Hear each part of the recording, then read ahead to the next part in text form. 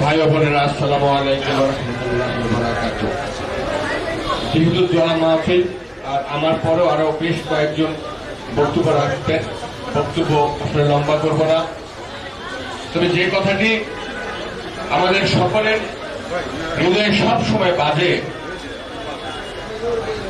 রাষ্ট্র যখনই সংকটে, গণতন্ত্র যখনই সংকটে, মানুষের অধিকার আদায়ের কথা যখন রাজপথে গিয়ে বলতে হয়, তখনই আমাদের এই ইলিয়াস ভাইয়ের কথা মনে পড়ে। একজন আজন্ম বিপ্লবী, অদম্য সাহসী একজন মানুষ ছিলেন ইলিয়াস আলী।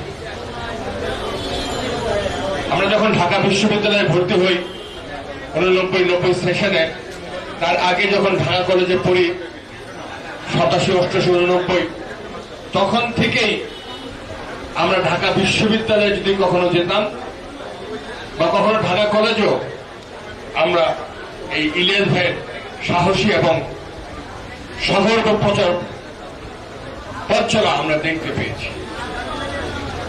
যে রিজভী ভাই এখানে আছেন, খোকন ভাই এখানে আছেন, ওনাদের হাত ধরেই আমরা পরবর্তীতে ছাত্র রাজনীতিতে এসেছি এবং সেই 90-এর দিনগুলিতে আমরা ওনাদের পাশে থেকে ওনাদের নেতৃত্ব দেখার সৌভাগ্য আমাদের হয়েছে। আমরা জানি না আমাদের প্রিয় ভাই কেমন আছেন, কোথায় আছেন।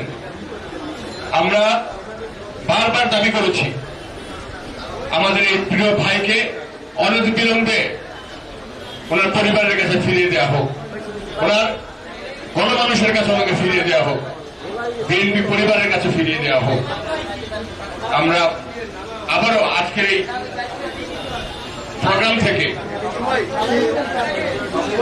উনি যেন আমাদের মধ্যে ফিরে আসেন, সেই জন্য মহান রব্বুল আলামিনের কাছে দোয়া চাই। প্রিয় বন্ধুরা, আজকে দেশ এবং জাতি যে সম্ভাবনা সমৃদ্ধির একটি স্বপ্ন নিয়ে বিপ্লবে বিজয় হয়েছে, সেই বিপ্লবকে যৌক্তিক পরিণতির দিকে নিয়ে যাওয়ার জন্য একটি সাধারণ নির্বাচন দরকার। জনগণের ভোটে জনগণের প্রতিনিধি নির্বাচিত হওয়া দরকার।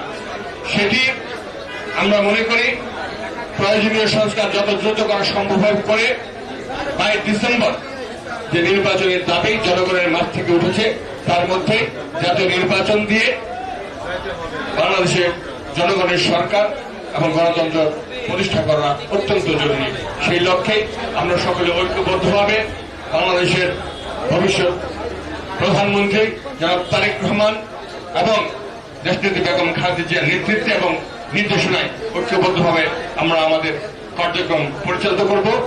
সেই সাথে সকলকে আগামী দিনে এই দেশ গঠনের যে সংগ্রাম, 31 দফার যে রূপরেখার লড়াই, সেই লড়াইয়ে সকলকে অংশগ্রহণ করার আহ্বান জানিয়ে আমি আমার সংক্ষিপ্ত বক্তব্য শেষ করছি।